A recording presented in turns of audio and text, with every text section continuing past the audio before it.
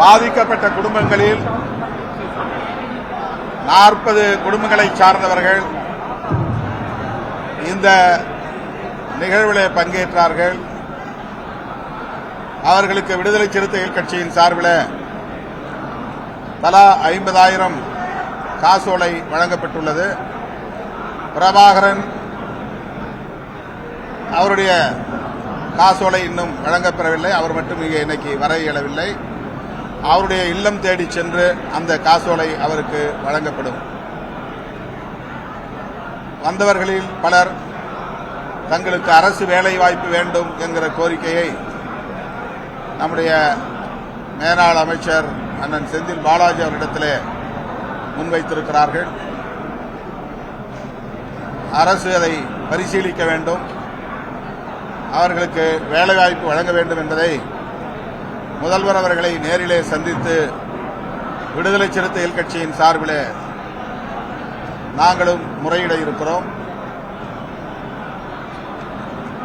பாதிக்கப்பட்டவர்களை மீட்கிற பணியிலும் அவர்களுக்கு இழப்பீடு வழங்குவது உள்ளிட்ட நிவாரணப் பணிகளிலும் தமிழ்நாடு அரசு, குறிப்பாக மாண்புமிகு முதல்வர் அவர்கள்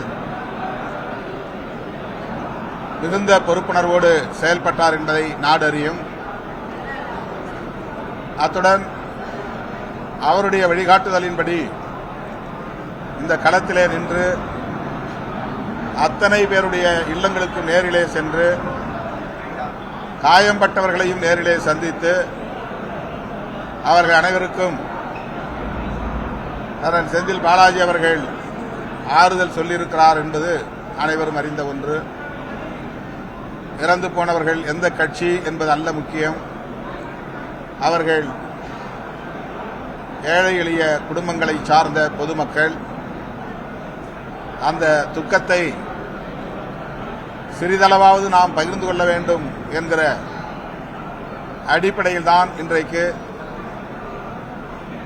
அவர்களை எல்லாம் நேரிலே சந்தித்து ஆறுதல் கூறியிருக்கிறோம். எங்களின் இந்த சொற்ப தொகையை மனமு வந்து ஏற்றுக்கொண்ட அவர்களுக்கு எங்கள் கட்சியின் சார்பில் நன்றியை தெரிவித்துக் கொள்கிறோம். சென்னை உயர்நீதிமன்றம் தாமாக முன்வந்து அந்த வழக்கை எடுத்திருக்கு. ஆனால் உச்சநீதிமன்றம்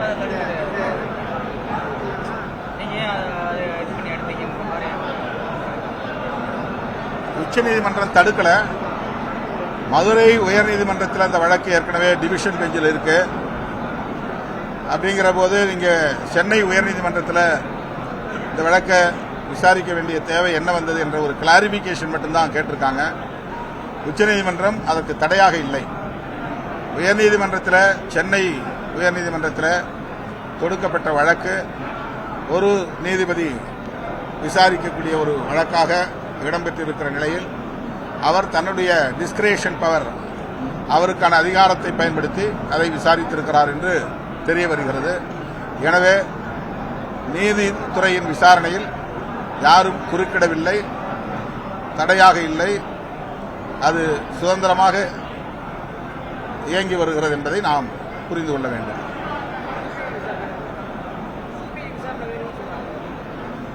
அதை அவங்க கோரி இருக்கிறாங்க, அது உச்சநீதிமன்றம் முடிவு செய்யும்.